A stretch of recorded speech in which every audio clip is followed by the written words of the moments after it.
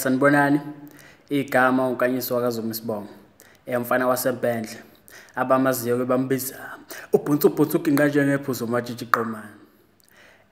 Nginombuzo wodwa nje namhlanje, uyikhohlwa kanjani i-ex yakho, umuntu awuthandana naye? Inzima leyo nto. Yabona mawukuthi uke wabhekana naleso simo. Uyazi ukuthi kunzima kanjani ukuthi ukhohlwe umuntu owawuzwana naye ngalendlela yokuthi makuphela usuku nje ungakhulumanga naye kwakuba nzima.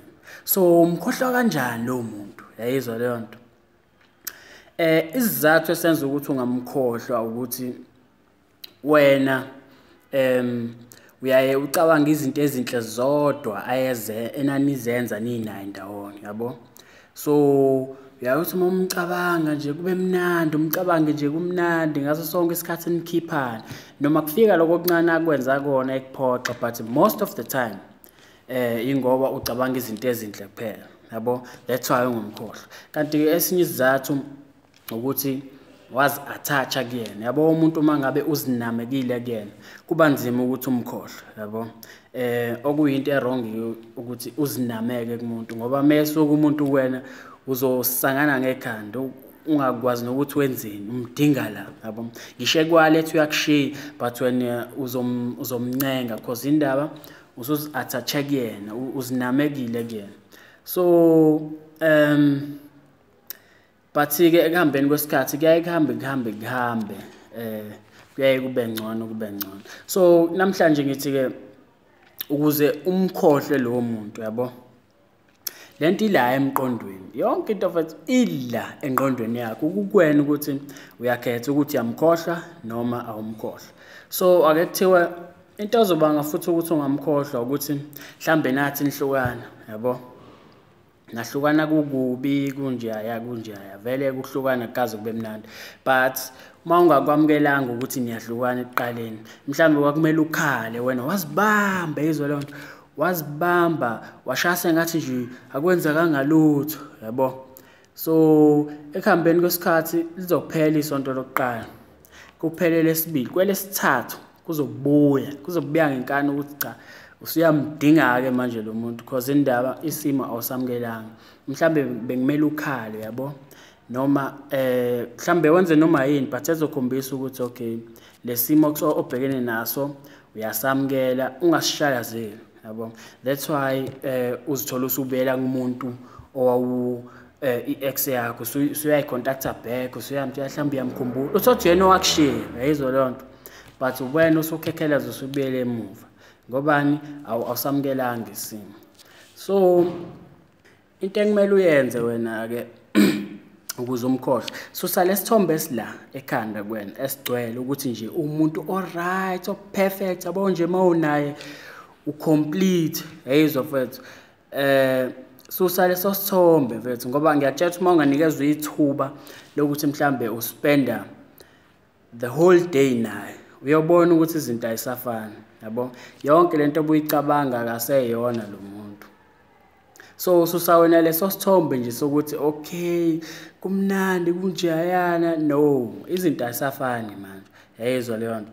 And the best way ukuthi umkhohlwe omunye umuntu mangabe umfana-ke, ngizokhulumela abafana because nami ngumfana, ngazi kubantu besifazane, ukuthi mfethu khuluma nabanye abantu, thola omunye umuntu. Baningi abantu la ngaphandle, ngiyazi kona ukuthi kunzima ukuthola umuntu oyilento oyifunayo, but zama phela ukuthi ushele mfethu, ziningi intombi because uma uzohlala phansi ucabanga nomuntu oyedwa kuzoba nzima ukuthi ukhohlwe i-ex yakho, yayizwa leyo nto.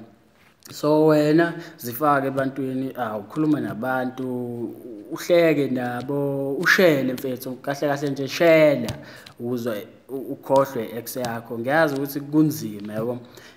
Sonke sike sabhekana naleso simo sokuthi nje ucabanga umuntu wakho ungakwazi nokulala, but uyanqena ukumcontacta because mhlambe uyena owakushiya, uyayibona leyo nto. So wena zifake ebantwini mfethu, uthole enye intombi, uzokhohlwa umuntu wakho, i-ex le ohluleke ukuyikhohlwa yona, yabo.